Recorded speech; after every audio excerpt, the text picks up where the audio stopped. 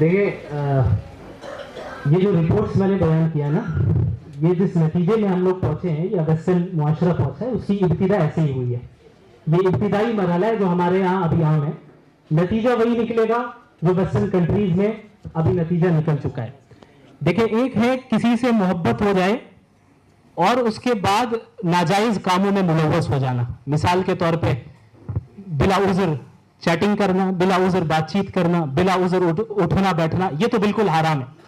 باقی اگر by chance کسی کا کسی پہ دل آ جائے تو دل پہ تو کسی کو کنٹرول نہیں ہے نا، تو اس کا حل اسلام نے بیان کیا ہے، جو مولانا نے مجھ سے پہلے بیان کیا، مولانا قیام الدین صاحب نے، کہ اگر کسی پر دل آ جائے تو فوراً جائز طریقہ اختیار کرے، ولی کے ذریعے نکاح کا پیغام بھیجے اور نکاح اختیار کر لے. اور اگر نہ ہو سکے تو آپ سمجھ جائیں کہ اسی میں اللہ نے خیر رکھا ہے، کیونکہ اس دنیا میں ہر وہ چیز نہیں ہو سکتی جو ہم چاہ رہے ہیں، بلکہ اللہ کی اطاعت اصل ہے. کئی ایسی چیزوں کو کرنا پڑے گا جہاں ہمارا دل نہیں ہے، کئی بات چیزوں کو کرنے میں جی بھی لگے گا. تو ان چیزوں سے اپنے آپ کو دور رکھنا بہت ضروری ہے. تو ساتھ میں اگر رہیں گے، مکس گیدرنگ ہوگی، اٹھنا بیٹھنا ہوگا، تو یہ چیزیں نیچرل ہے. اور میں نے ایک رپورٹ بھی دکھائی کہ اس کا نتیجہ کیا نکلتا ہے. تو ان اسباب کو اگر بند کیا جائے تو معاملہ حل ہوگا.